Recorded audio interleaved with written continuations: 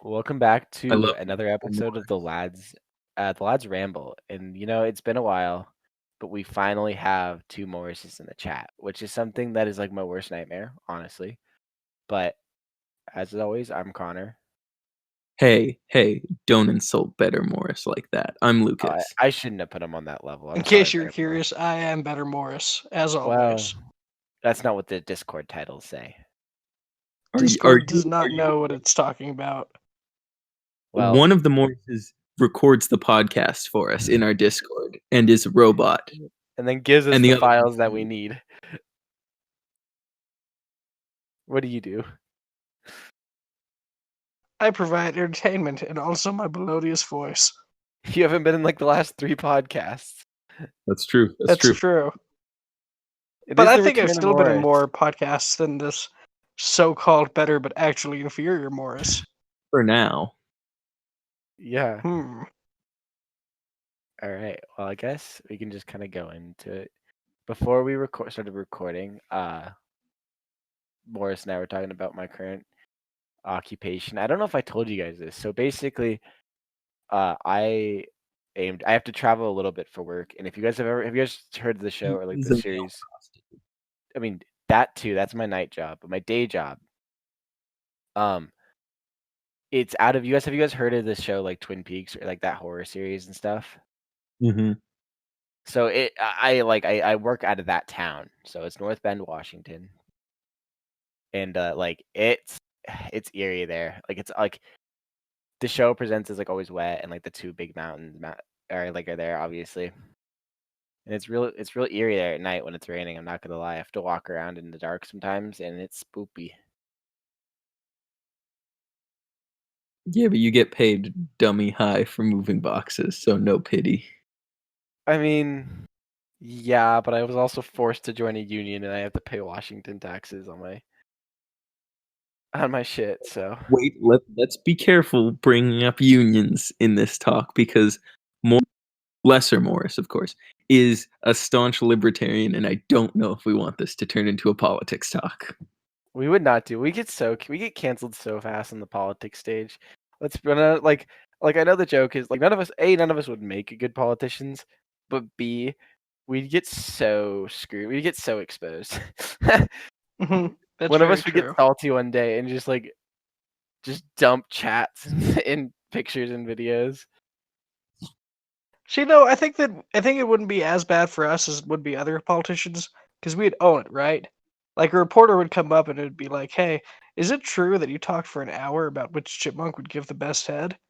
And one It's of us yeah, I would be did, like, and I'm "Yes, proud of yes, it. we did." Next question. That's true. I'm proud of everything we posted to this channel, except anything Morris is in. That's like, hold on, I'm not very good at math. It's like 50% of our stuff. More than, greater than. You are an English Alligator major. mouth eats the big one. Okay, That's true. I know you guys. I know we don't. I'm glad you were also taught by Midwestern math teachers that use the alligator mouth as the greater than less than symbol. I mean, that's the only patrician way to learn. Wait, are people taught otherwise? I've talked to some people who don't know what I'm saying when I say that. So yes. Really, that's crazy. That's like it's such a simple way to teach it and like get you understanding it at a young age. I did hate my first grade teacher because she made us draw the little teeth for it. Oh, I was like, this takes so much longer. Did you get the question wrong if you didn't draw the teeth? I'm not sure if you would have gotten the question wrong, but you told us we had to, so I was going to take my chances. Because in my little first grade mind, I thought that if I failed out of first grade, I failed out of life. Well, I feel like if you fail first grade, you're not going to go uphill from there. I mean, there's only a couple directions. McDonald's you is one might of them. have advantage then because your brain is like, because then you'd just be in first grade again, and your brain would be like a year more developed than everyone else's in theory. That's true. Maybe you would do so well your second time in the first grade, you could take a test and skip to third grade. Well, but then it's a zero-sum game. Yeah. But like then you're not behind. That's true.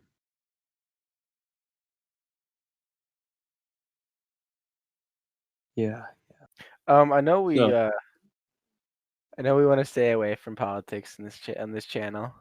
This isn't even really politics, but today the MLB has officially decided. Honestly, it's a long time coming to officially incorporate the Negro Leagues as like a part of the MLB. So all the Negro League records will become official, and be a And part for of our fans MLB. who do not know, what does MLB stand for? Morris, there's very few people, and I know you're one of them that don't know what MLB stands for. And for our fans that don't know, what is a Negro? Ask your parents, kids. I So yeah, believe Major League Baseball. So it's really cool. So cause there's Satchel Paige, who, keep in mind, didn't make it to the major leagues until he was 40, and he dominated then. He basically just picked up 150 wins that he won in the Negro Leagues throughout his time there. But yeah, if you're ever in Awesome. Kansas City, check out the Negro League Hall of Fame, which I hope they still keep that running.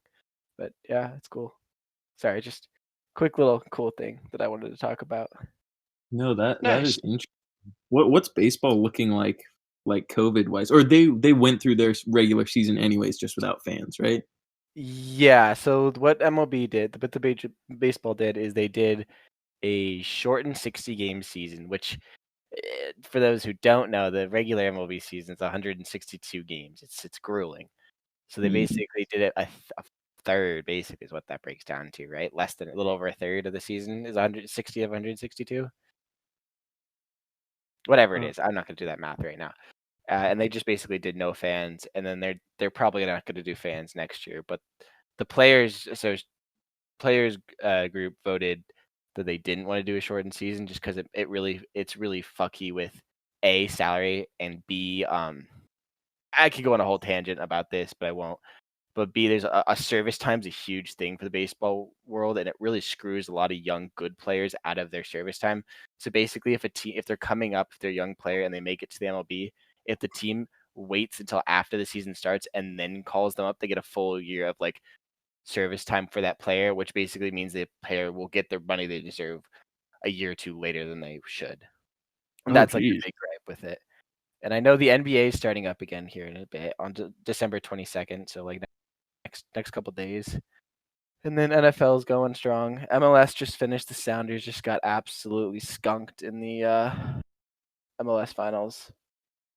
Okay, Yeah, I was following you, and then the last 2 sentences, I didn't know any of the things you were saying. yeah. And then What's so the basically, MLS? if it's not clear till now, Connor, your favorite, the most popular and handsome podcast leader, is quite the sports fan. So yeah. We all have I feel like we're all pretty worldly people with a lot of information, but we each also have things that the other people don't have. Horse Like and you, cows. you got That's Connor. true. He's got all I've the got sports. cows, Lucas has wheat, and Connor has everything else. Okay. Yeah. Okay. Wait. I mean, I am the city kid. All Connor has is no. All Connors born after 1999 is Seattle, be sad, and eat Subway. Well, damn. That's good. I was talking about this with my buddy. This is new tangent. Just talking from Subway. Can you guys? I mean, I guess you guys haven't had that many opportunities, but could you rank the top your favorite sandwich franchises like Subway, Jimmy John's, Jersey Mike's, Potbelly, etc.? Or do you not have a proper list? I've eaten very few sandwich places just because I don't know, sandwiches are one of those things where fried chicken can be really good and really bad depending on who makes it. I feel like a sandwich, most sandwiches are just good, and I have very few bad sandwiches and very few amazing sandwiches. So I'd say Subway, then Jimmy John's, but I'd also put Albertsons, Walmart sandwiches not that much lower than Subway, if that makes sense. I hope Walmart sandwiches are at the top, Lucas. Gross. Dude, Winco sandwiches are cheaper and taste as good, if not better. No, definitely better. But okay, Winco sandwiches might be cheaper and they might taste better, but do they help you save money and live better? But all the delis around here have they use boarhead as their meat supplier, so their boarhead sandwiches, and they're so fire. You go to your local QSC or Fred Meyer, they're good. Gotcha. I'll have to remember that one. You know what's weird? You know what that makes me think of? When I was like 14, going on 19 and 20, like I played that mobile game on my phone, like Balloons Tower Defense Battles, Oh, right? You know, where you've got monkeys on either team trying to pop balloons, and you can send balloons to other people. It's a lot of- more fun than I'm describing it. no, those games But are. I remember as a kid that half the ads were for boar head oven roasted turkey. And I was wondering why I'd assumed I, an 8th grader going on 9th grader, was responsible for providing the house's turkey. Because I assumed that my age group was their target audience. I think so. I think there's just a large overlap between people who play Bloons Tower Defense and the people who buy meat for their family. That's probably accurate. Well, damn. That makes me feel better because I started playing it again in college just because I was bored and didn't want to do anything else. And I assumed the reason that I was doing well was because I was beating a bunch of kids, and that bruised my self esteem a little. But now that I know I'm beating a bunch of people who provide meat for their family, that makes me feel a little bit prouder. You should. You should. You should. Thanks, Lucas. On the subject of providing for your family, Hmm. Luke, I've been trying to connect this for a while because it's just what I've been doing today. So I've been thinking about it. So, as both of you may know, I am a huge fan of manga, and I love them silly Japanese squiggles. But Hmm. as Nothing as quite like them. growing up in the Midwest, with my nearest Barnes and Noble being hours upon hours away, most of the manga Hmm. I got came from secondhand stores and Goodwills and weird, edgy, like ni- '90s kids that got too old and grew out of it. So I bought like all the manga I saw because it was like $1 each and stuff. And then my parents got to the point where like they kind of sort of knew what it looked like, so they'd buy it for me when they like just saw it cheap at secondhand stores, which was super fun. But also it was like a super mixed lottery. So sometimes they got like weird kid stuff, like stories like obviously directed at teenage girls and that kind of thing, and then just like some just straight up man on man homosexuality, which I'm not opposed to, but it's not Of exactly course. It's tea. Not your 2020. cup of tea. Exactly. Actually, I am. But anyways, so since I have all of this manga, I'm finally going through it, and I think I'm gonna like start listing some on eBay and just get rid of it. And it's been very interesting to see all the weird stuff I've collected. I am keeping the first gay boy series I ever got though, because I just found it so hilarious because I was like a teenager and my parents were getting back from a shopping trip and they were like, "We found this whole manga series for you that we think you'll really like." And I get it, and I'm looking at the cover and I'm like, these men look kind of close, and but my parents, I think, were so innocent they just saw the cover and they were like, "It's two men holding guns. This is a serious action show for my son." But I mean, I enjoyed the series. It's honestly pretty fun to read, but just the boys do some kissing once in a while. That are your parents, like, they just wanted to test the water if you were gay or not, so they thought they'd just throw that out there and see what the next few steps would be. You know, I like We'd that rather idea figure better. this out now than later. it's very possible, but yeah. So I'm just, and it's not like I'm doing the whole "oh, I'm too mature for manga" thing. No, I'm getting rid of all the crappy stuff, so I feel less bad about buying more. What's crappy to you? Because the viewers at home, there's I don't know how to start this segue, but Morris and I will agree on this. And it might be Coos too to a degree. There's things that Lucas, your one of your second favorite podcast hosts, uh hates, like he absolutely dislikes and thinks is garbage, that are like conventionally popular and well liked things. So what in That's your very opinion is true. garbage Lucas is very manga? much a hipster in this regard. That is true. I definitely am to a degree. With anime, I think I'm less bad. Like I like most of the anime I like are Okay, Superman. hold on. You refused to touch Naruto. And Okay, then that's because the anime is terribly paced and like really badly animated and stuff, and I'd rather read the manga. but now you what did you text me today saying you ordered? What Just did tell I the order? viewers at Oh, home. I ordered Konoha Village headband and a frog wallet. Yeah. How the mighty fall. Look, I never said I thought Naruto was going to be terrible. I said I thought the Naruto anime was going to be terrible. And looking at the filler lists, I stand Hold by on. my. Hold on. Are you gonna sit here and tell me the filler arc about a ninja ostrich is terrible? Okay, I do want to go back and look up the good filler arcs at some point because I've heard there's one where Naruto's shadow clones go on strike, and Oh, that's there is. It's real weird. Or there's one where like he doesn't know which one's him or something, I think. And so Oh, that's deep. I don't know. That sounds like it could be a Black Mirror episode. It was weird. Yeah, no. that sounds pretty No, fun. but you're right. Like the pacing is so bad. Because where are you at? I'm taking a break. I got to what I think is a kind of good stopping point in Naruto for now, and I'm going back to Bleach. But I got through okay, spoilers for Naruto for anyone who hasn't read it, because I can't make a joke about that because I'm just reading it for the first time. But I got through the Toad Sage's death and Itachi's death, and then I just got to the last chapter I read was the introduction of Killer Bee. So it's kind of Naruto setting off for the mountains to go train in sage stuff. Oh, Sasuke setting for the Eight damn. Tails. You're okay, so you're near a crazy part. I'm like, Okay, so like Toby says he's Madara, and I don't know exactly how accurate that is yet. whoa, And wait. Hold on. I'm just trying to think of the timeline in my own head. Toby it's doesn't got say he's Madara until I didn't think he said that until the 5 Kage Summit, which is he's after he's where said you're that, at. like, since so obviously Toby's been hanging around for a while, but then when we got introduced to Pain and I forget what's the girl who's friends with Pain. Oh, I can't remember it now, but the purple-haired girl with the paper. But we got the reveal of what those two actually look like, and then they go talk to their leader, who is revealed to be Obito, or Toby, I mean, and he calls himself Madara. And then in his whole explanation to Sasuke, he calls himself Madara. We have the same eyes. Oh, after he killed and took Sashi's eyes.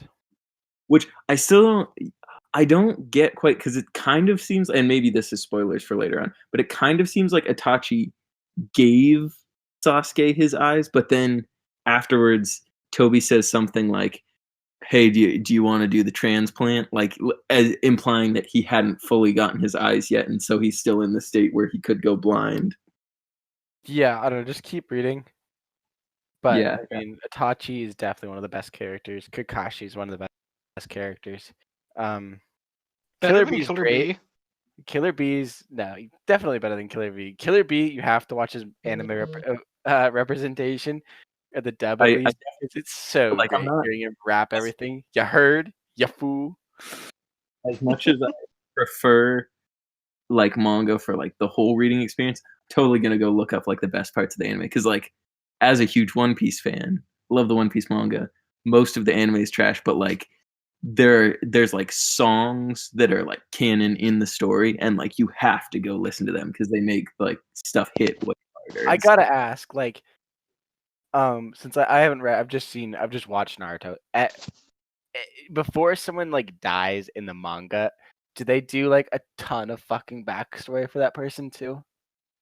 So they'll do like much less than the anime for sure, because they can just kind of they'll show like panels that had been there before, maybe a page or two of them. A lot of the times not even with the voice, not even with the speech bubbles, just to like remind you of those scenes. But like, no, that kind of stuff's totally expanded upon in the anime than is in the manga. Some of it's nice, but some of it you're like, oh, chill. Real. Yeah. No, it's so good. I didn't realize the Naruto manga author was such a good artist. Like he has some amazing panels. No, he does a good job. Dang it, Morris, why are you so popular? I'm sorry, all the girls are hitting me up at once. Gross. Yeah, no, I second that. Gross. We're anime manga fans here. We don't talk to girls. That's gross. I mean, we both have. You're right. I'm not sure that I can truly call myself an anime manga fan because I think the most. Well, I liked One Punch Man. I liked One Punch Man a lot, but outside of that, like I mostly just zoned Naruto out whenever Connor and Kuz were watching it last year. I only really paid attention to the Killer Bee parts. See, I'm not that contrarian that I'm gonna call One Punch Man bad. I think it's amazing, but also like kind of normie. It's real normie. See, this is exactly what I'm talking about. This is the same man who once asked me, "Wow, you're watching a Seth Macfarlane show in 2020?" I didn't say in 2020. I said, and you're older than 13. As somebody There who, we go, you're also that's a it. huge fan of the Orville too. Oh, yeah, no, that's fair. That was me mostly memeing. I know Seth MacFarlane makes good stuff. I wouldn't say he makes good stuff. He makes some good stuff. I'm not saying everything he makes is good. I'm not saying I'm not saying all of any individual thing he makes is even good, because sometimes when I'm watching the Orville, I'm like, oh, another episode where the moral is religion bad. I That's think kind of you the can. whole thing. I think that Seth MacFarlane, he definitely peaks early in his shows, if that makes any sense. Yeah. See, I think Orville's second season, I think it was getting better, and I think if season 3 comes out, I think it could be even better, because they like started to, because it started like too focused on the whole my wife cheated on me like story, and it's gone away from that and is more into, I don't know if I'd call it hard sci-fi, but more sci-fi focused things. Is there any reason to get canceled? I don't. It might, Seth because MacFarlane show, it'll get canceled. I think a network dropped it and Hulu picked it up, or one of those weird things. So it might not. Who knows? Gotcha. You know, series are kind of in weird limbos right now. Oh, going back a long ways, because we had a fun tangent there. But Connor, you asked me what kind of manga I'm getting rid of. Don't worry, it's not like that you think it's bad. It's mostly just shoujo manga for teen girls that I'm just not interested in, like Princess, The Antique Gift Shop. Let's see what else we got. The Gentleman's Alliance. Whoa. Kamichara Karen. For the Yeah, no, because it's all weird stuff. Because like in the mid 2000s, there was like, I think, an anime boom that was kind of before our time, and just like a ton of manga got published, and like a ton of series that didn't even have anime made it over here, which is kind of crazy to think about, but it did happen. wild. Whoa. Whoa. Yeah, I didn't think any light novels got translated into English until like very recently, like 5 years ago or something. But all of Haruhi Suzumiya, I don't know if you've watched that, Connor, but all of the Haruhi Suzumiya light novels got translated into English like a super long time ago, and I had to track them all down on like thrift books and stuff because they're all out of print. Oh, Lucas, here's a question for you. Yeah, what's up? Because this is an anime slash manga I at least know a little bit about. But at one point in time, you told me that you were going to finish Beastars. Have you gotten around to doing that yet? Yes, I did. Nice. Did it end on a satisfying note? I liked it. It kind of, I don't know. It didn't feel too rushed. I think they could have done more. Like, I think if the artist wanted to, there could have been more arcs and stuff, but it was one of those, like, shonen type stuff can like go on forever because like the main characters are just like so powerful and so like immortal and stuff. But like in Beastars, I don't know if you got to any of this, but like when the main character would like get injured, he'd like have scars from it and just be permanently messed up, and there were like a lot of ramifications and stuff compounding, so it like definitely could not go on forever. So I think it's good that it ended where it did. I think it did some really good stuff. Nice. And like, I know that the artist is kind of like a quirky character, but do you know if she plans on doing anything else? I'd imagine so. I've never really heard of a manga author retiring. Like most of them go on to make new stories. Like the Naruto guy, I think took like a couple months off and then started on a new series. Mm. And so I would definitely be very surprised if she didn't go on to do more stuff, especially when Beastars was so successful. Right. Her dad is also a super big manga author, which is cool. No, Her that's dad, kind of interesting. yeah, her dad does Baki the Grappler, which is like a martial arts show. It's on the anime of it is on Netflix. I don't know if you guys have seen it. Hmm. It's got this really kind of ugly yet very like well drawn style. It's super interesting. What's it called again? Baki, like Baki, the Grappler. Interesting. Yeah, and I watched like the first 2 or 3 episodes of the Netflix adaptation, and it's really well done, but it's weird because it like picks up where some like obscure mid 2000s anime adaptation left off. So it's like technically season 3, which is bizarre, but like it explains enough that you can watch it and still enjoy it. Interesting. So I guess here's yet another question for you. Just because this is the most I think I've ever talked about manga with you.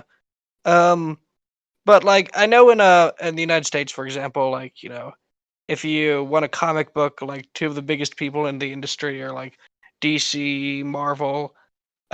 Does Japan these manga creators? Do they kind of fall under similar things where there's just 2 or 3 like titans of the industry, or is it a lot more individuals making and publishing Shonen these Jump's manga? definitely got to be up there. Oh, thank you, Morris. I love being able to flex my nuts about super unimportant, weird anime and manga knowledge that no one cares about at all. And I'm not being sarcastic. I love this stuff. But so how it works in Japan is you publish like out of a magazine. So it's not like these stories are published individually. Like Connor was saying, the biggest one is Shonen Jump. And that's like this big chunk of a magazine that like a chapter of like 10 people's stories get published in together weekly. And Hmm. so your goal, so you want to get published by an author like that. You'll send in like a one shot and they might publish the one shot or just look at it and decide if you're getting a series or something like that. But Mm-hmm. then that series kind of owns a lot of the rights and you're published along with them. And then depending on how popularity and stuff goes, you'll either continue in that for a long time or you might just get canceled or you might get like somehow your series gets traded to like a smaller magazine or something. And then Interesting. and the other weird thing is, in addition to that popularity, obviously that's not the only way it's sold. Is or I shouldn't say obviously, but like what you see in Barnes and Noble, like the little volumes of a series that's like 10 chapters of a series. Those in Mm-hmm. Japan are called tankobons, and so after that magazine, after like a month of that magazine, one of those tankobons will be published. So the hardcore fans will probably have like 5 chapters of One Piece, each spread amongst their weekly Shonen Jumps, but then they'll also get the One Piece tankobon that has those 5 chapters published together in its own binding with like a cover and all that stuff. Interesting. Yeah, Hmm. it's pretty cool. It makes me so sad. I was actually just looking at them today. When I was younger, they published the Shonen Jump magazine in America, and it was super cool because like it's huge, so like the pages are super blown up and detailed and stuff, which is Mm-hmm. so nice because like manga volumes feel kind of small, and so like seeing it on that big scale was super fun. But they went totally digital recently, or Hmm. not recently, like 5 years ago, or maybe more, probably 6 or 7 years ago actually. Right. Right. But now Viz Media, who publish Shonen Jump, and like they are the actual publishers of all the manga in America, and I think in Japan.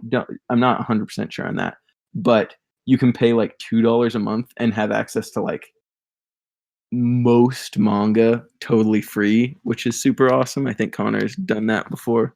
Yeah, I did that for Hmm. when Haiku was coming out, and then I honestly I should have stuck with it for My Hero, so I could have gotten the official translation. But I mean, for Haiku, I thought it was worth it. Yeah, and Interesting.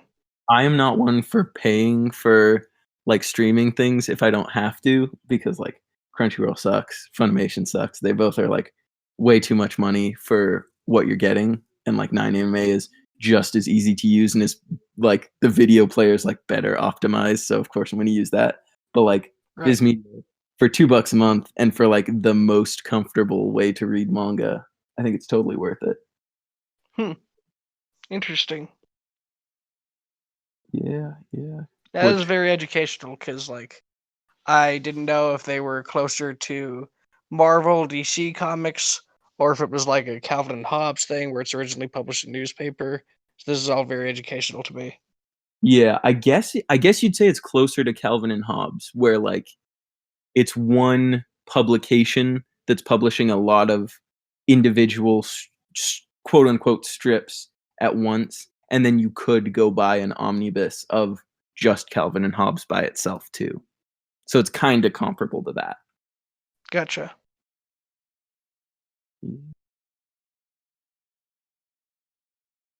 I do have several of those. I was a big Calvin and Hobbes fan growing up.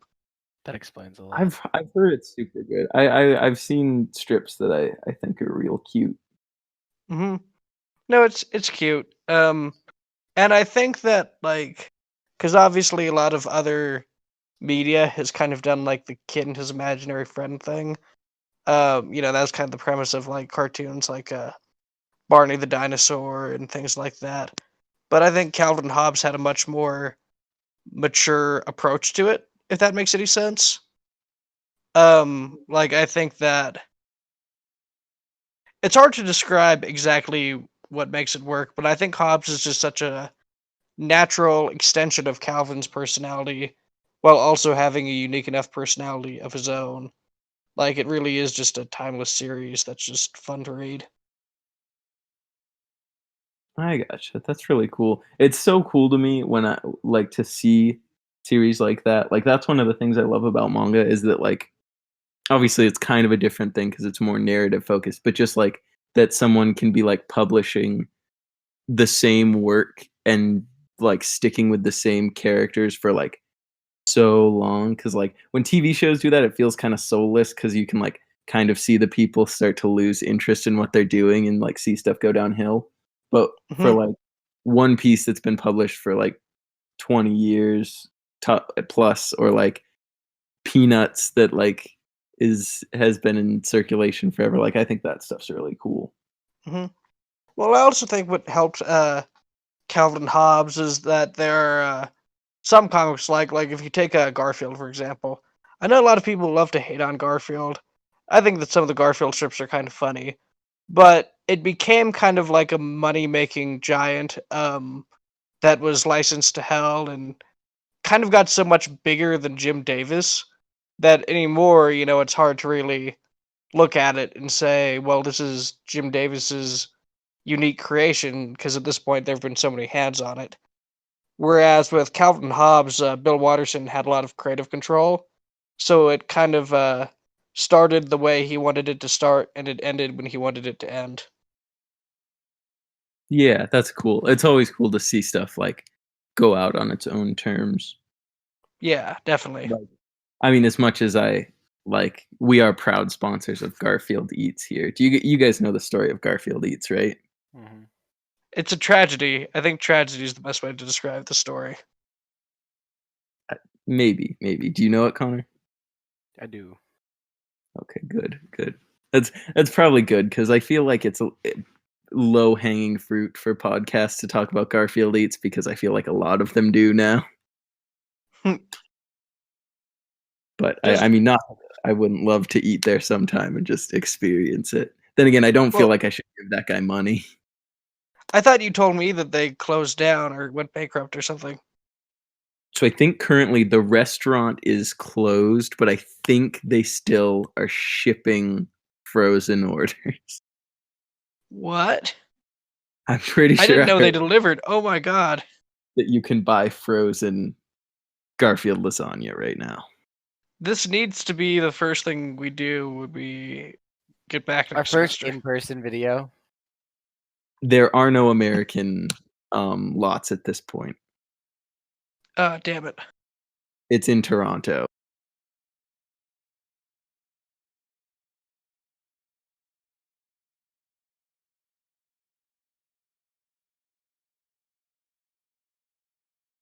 and I think there's one in. India, on the other hand. Yeah, I guess we're going I to don't know if India. Here we wanted to to go. India. We never asked if we wanted to go to India. I'd much rather You know cut what's it. weird? Hmm. I What's wouldn't that? think that like beef lasagna would sell in India. Oh, I didn't even think about I that. would do a vegetarian option. Yeah, but that shit's gross. I mean, yeah, True. but I mean, I don't think beef sells very well in India. Yeah, I'm not saying they're all, they're all super religious and don't eat meat, but it feels like the predominant majority probably that's doesn't. true. And it also might be the type of thing where like they have a large enough population that maybe if even like a small percentage of them ate beef, maybe that very small percentage would be enough to justify it. I don't know. Yeah, I couldn't tell you. Hard We to need to get say. I don't. an Indian gentleman on the podcast. You know what? We'll look for him. He can be middle Morris. Like he's not as good. He wouldn't be as good as better Morris, but he would still be better than you by virtue of not being you. You know, see, this is tricky because I want to defend myself and say that I would definitely be better Morris. But the only thing I know about this man is that he's Indian. And I almost feel like it'd be a little bit racist for me to assume that I would be a better Morris than him. So I'm just going to drop the argument here and say, yes, you're probably right. Good. That's the smart thing to do.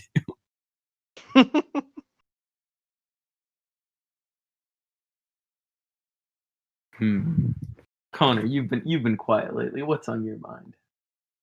Oh, not a whole lot. Just scrolling through Twitter, a bunch of other stuff. Just seeing some more political stuff pop up in the sports world. So it's interesting to read takes on that from people. Ooh, sounds gross. Yeah, there's a couple team names that people are upset with. Obviously, the Redskins got renamed to the Washington football team because Redskin is obviously a slur. A slur I do think nowadays. it's funny that they have yet to come up with a name. No, I don't think they'll change from Washington football team. They sold a ton of merch with that. And then the Cleveland Indians are switching their name, and now people are up in arms about the Vancouver Canucks, who, if you don't know their logo, it's basically like a C, but at the top of the C, it's like an orca, but the orca is designed like a Native American style. And people are saying the logo is cultural appropriation. But then I saw an article posted by the Canadian government, basically that the Grand Chief of the West High Salish tribe was like, "Fuck, it's not. We don't find this offensive." So it's Interesting. interesting to see people debate on Twitter and Reddit and see it's interesting to I would like to know what it's always interesting for me with politics. I don't like to talk it a lot because it gets people's backgrounds and stuff, beliefs sometimes go into it. But to have a take where you're calling something like a cultural appropriation when you don't know how that culture feels about it is always interesting to me. I read a Vox article a couple of years ago, and it was when the new Looney Tunes cartoon came out, right? I like that one. Yeah, new Looney Tunes. But for a while, they had Speedy Gonzalez on the show, Yes, and then someone said that he wasn't a very flattering Mexican stereotype. So the creators of Looney Tunes said, "Hey, we we don't want to offend anyone. This is a show that's supposed to entertain people. We'll just remove him from the show. No one will care." But then there was a large petition from the Mexican American community to bring him back because a lot of Mexican Americans thought he was hilarious. He's a great And the character. I don't Vox know if you guys have article seen kind that of show. explored why that was, but I thought that was kind of funny. I don't know if you guys have seen that show. It's a great show. Speedy was hands down one of the best characters. Well, I was gonna say, Oh yeah, one, I love that show, and two, I know the original, I feel like Speedy was not the original stereotypical character that he was, because didn't he just run the pizza place, or didn't he run a Mexican restaurant or something? Just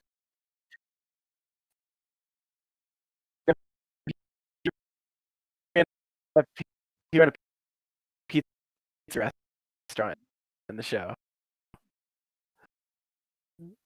Okay. It's like Yeah. I don't think he even wore like the stereotypical sombrero like he used to be depicted in. Like he Yeah. just No, ran that show was around and like great. talked shit to Like, Bugs, basically. yeah, Bugs was great, and Daffy just like being a like psychopath, constantly Mhm. unintentionally ruining Bugs' life was amazing. But Yeah. Bugs Well, at the what I same also time loved was such about a that show, narcissist.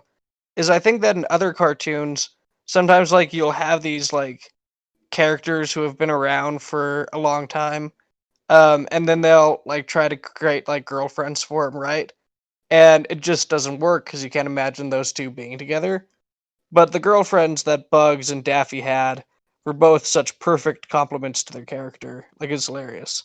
It was great. What I also really liked about that show was like it didn't feel like a reboot of like all of the Warner Brothers history. Like not saying it was like referenced old stuff all the time, but it had felt like it was those characters like later in life because Bugs was like so much less because like in old Bugs Bunny cartoons, he's all like annoying and messing with people and being all crazy and stuff. And in this, he's super chill, and it just feels like he's gotten older and matured and stuff.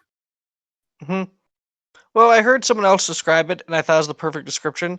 But they said the new Looney Tunes show was like if Looney Tunes was combined with Seinfeld. And I thought that was a perfect description because like they still get into hijinks that Looney Tunes get into, but it's on a much smaller like urban scale. If that makes any sense. Yeah, for sure. Like I think they had an apartment and stuff, or I think it was a house. I Hmm. think Bugs had bought a house, and there was all this weird lore. Like it explained that the reason Bugs had the money to buy this house and the reason he like lives in like upper middle class American lifestyle is that he canonically invented the carrot peeler in the context of this show. I forgot about Interesting. that. Yeah, that's the lore. Huh. I Yeah, don't think I ever saw that he had the episode. patent on it, so when he produced it, he would get checks in the mail about it. Because like I think the whole episode was that Duck Daffy then invents the electric carrot peeler to make his own money, but he did it from blueprints he'd stolen from Bugs. So obviously, Interesting. antics There's an ensue. episode where Daffy joins the Marines too. I don't remember that. Okay, yeah, and Bugs is in like some prison somewhere because he was just trying to do some narcissistic Bugs thing, and then Daffy's like raiding the thing. He's like, "Oh, hey, Bugs." I Hmm. like that. That was a very fun show. You guys excited for the Tom and Jerry live action movie coming out next year? I actually don't think it looks half bad. I don't think it looks Yeah. bad, but it looks very bland. Like I'm not interested to go see it. I guess it's on HBO Max, so if you have that, you might as well. But like, I don't know. Hmm. HBO You Max. see, on the one hand, I think that like these live action remakes usually aren't great, but on the other hand, like I saw the trailer and I just loved the way that they were animated. Like they don't look like weird. The Smurfs, they look kind of weird live action. Chipmunks look kind of weird live actions, but like the cartoon Tom and Jerry, like they look good. It was kind of like Who Framed Roger Rabbit style. Yeah, kinda. I Except I'm not not sure it's gonna be at the same caliber as Who Framed Roger Rabbit. Yeah, I was gonna say it's definitely not that, but I don't know. Have you guys heard about all the new Marvel stuff coming out? They announced that They not that went long ago. ham with a bunch of stuff. Like I what? There's just so you'd have to look up a full list. They announced a bunch of random stuff. I saw a TikTok where basically like it was these guys coming up to a Disney board meeting with a bunch of like show ideas, and it was just like greenlit, greenlit, greenlit, greenlit, greenlit.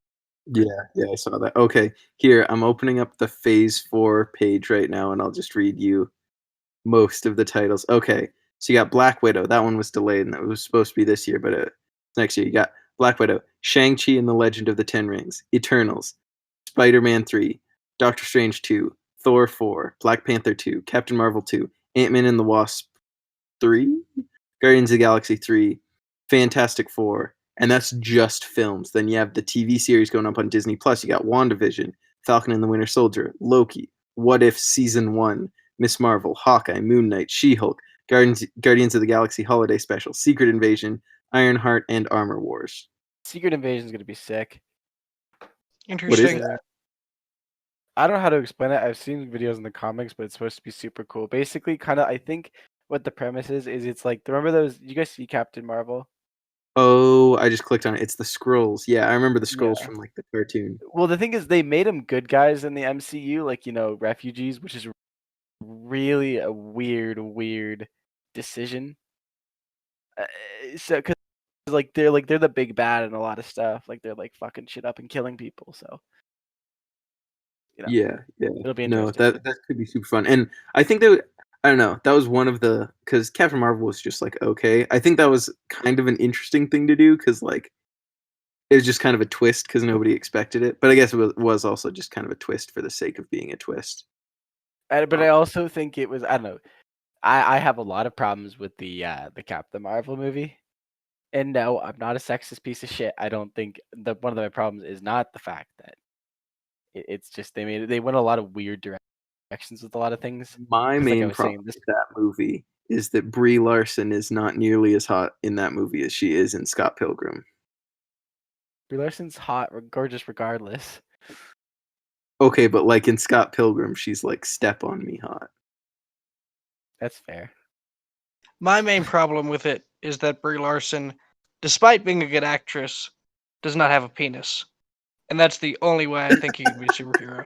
No, she's a great actress. She just just wasn't a well directed movie. I just don't think the performances were that good. I like that it's not even if she's a man, it's specifically if she has a penis. So like if a trans woman played Captain Marvel, you'd like it. Yes, I'd support it 100%. You have No, you have you have trans no rights are human rights, but women are property. Did you guys see all those memes when Elliot Page came out as trans and they were all like, "Girls are down another one. We just stole your star player." I That's really hilarious. Dude, I don't even know how to go about that sentence though. I was gonna say like Elliot Page, like back, when he was what is his whatever his pronouns? He or I think he they, so it's okay with either. but back, when Ellen Page, back when the stuff that I see, I don't know how to say this sentence without being weird. But Ellen Page is an attractive person. No, I got you. Yeah, like in Juno and stuff for sure. I don't know. Yeah, They not to be like mean because like good on him for like coming out, and I'm sure that's gonna be like real difficult and stuff. But also they kind of aged like I don't know. They looked a lot older recently, if that makes sense. I mean they're probably in their late 30s by now, right? Probably. I'll look them That up. sounds right. Elliot Page. I also He my is favorite 33. TikTok about the whole thing. I sent it to Morris, and it's that what's the song? The "Can't Make a Wife Out of a Hoe" audio, but like when Can't it be right. gets to that line, it's been a guy like looking at pictures of Elliot Page like in Juno and like older pictures of them, Oh, I and saw then that TikTok. yeah, the caption that they've come out as trans, and then it's so there you go, oh, a white man, oh, Oh, I think and you it's sent that to me you girl, because I saw that. love that. All right, we're about at an hour now. So do we want to wrap it up or do we want to? What? There was something else I was thinking about when we were talking about Marvel. Oh, right before like the semester ended, I read a bunch of Marvel comics just on a whim, and I read the whole series of the Superior Spider-Man. I don't know if you guys have heard of that. Is that the one where Doc Ock is Spider? Yeah, yeah. I read That's a all of sick that. series. Oh, have you read it? No, I've watched like YouTube videos on it. It seems sick as hell. It was super fun. Yeah, Morris, have you heard of that? So the idea is Dr. Octopus is like dying of cancer, and in prison. So like everyone's like, well, he's this really bad guy and he's dying, but we'll take care of him, honor his last wishes, and let him die. But and Spider-Man's just flying around the city. He's like in a fairly good place right now. I think he's broken up with MJ, but like otherwise he's living his best life. And like this golden Octobot, like one of Dr. Octopus's little robots, like bites him or something. Anyways, it transfers their consciousness, and now Dr. Octopus is in Spider-Man's body, Peter Parker's body, and Peter Parker's mind is trapped in Dr. Octopus's dying body. And at first it's just like, okay, that's gonna be that's gonna be this fun story, and then they're gonna switch back at the end of it. But then Peter just dies in Dr. Octopus's body, and but like right before he does, he basically like forces Dr. Octopus to live all of his memories and basically convince him to be a hero. But so Dr. Octopus then decides to be Peter Parker and be Spider-Man and save people, but he's doing it his way on his terms, and so he's like super ruthless and like that's why the series is called the Superior Spider-Man, because that's what he views himself as. He's like using Peter's power with what he believes to be an even better responsibility, and it's super interesting. Not to that degree, but in that direction. It's super great because one of the first fights he gets in Peter Parker's body is he's just fighting the Scorpion, and he punches him, and he just punches his jaw clean off, and he's like, wow, Peter Parker was like really has to really pull his punches every time he fights, which I thought was really cool. I don't know how you guys feel about this, but I definitely think like Miles Morales is a great Spider-Man too. And I love like the recent depictions of Miles too, like in the recent video game is sick. The recent animated movie is sick. Oh, Spider-Verse is amazing. That's what the third Spider-Man movie with Tom Holland. It's gonna be a Spider-Verse sort of thing. Yeah, I'm cautiously optimistic about that because I love the original Spider-Man trilogy and I think it could be cool, but also might be like kind of bloated depending on how they do it. I don't know. I went back and watched the Sam Raimi trilogy. They just aren't that great. Like the second one's definitely far and away the best. I was gonna say like, Spider-Man 2 is like I think Spider-Man 2 is at least my second favorite Spider-Man movie. I never saw the second Andrew Jackson ones. I don't think anyone did. Andrew Garfield ones. Not Andrew Jackson. Andrew Garfield. Go back to a prior Lads debate podcast where we have our thoughts and opinions shared on Andrew Jackson and which president can we take in a fight.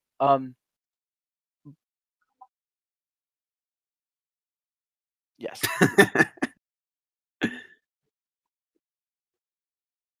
Yeah, I mean with all the like what if alternate universe comic book stories, it's probably out there. But no, Spider-Verse, I hope Spider-Verse like sets a precedent for future animated movies and we don't just have more okay, here I am going on my hipster tangent, but like more Disney movies where all the characters have exactly the same face, or like soulless DreamWorks movies with minions and stuff like. Well, hold on. Yeah. Oh, I always forget that. Dumb bitch. You don't think okay, if Disney owned the rights to the minions, they'd be 7 times more annoying. They'd be everywhere. More like they'd somehow be more everywhere than they already are.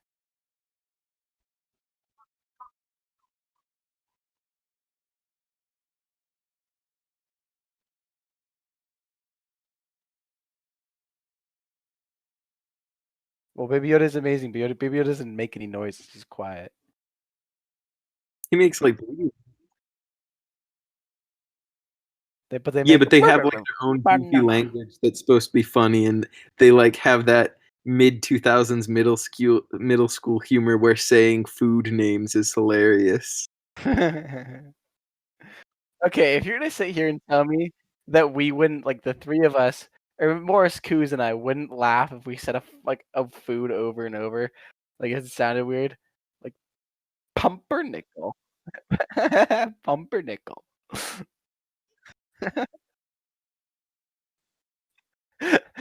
On that, I think on the note that the minions suck is what we should end this ramble on. Yeah, they were unique in the first one.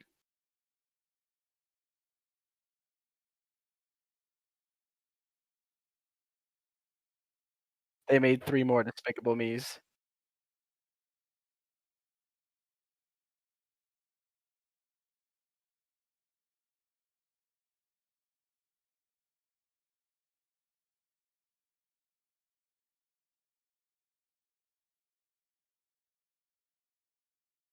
I thought that was kinda funny. Alright, on that note, thank you for tuning in for another long-winded ramble, the boys. Nazi minions. I've been Connor.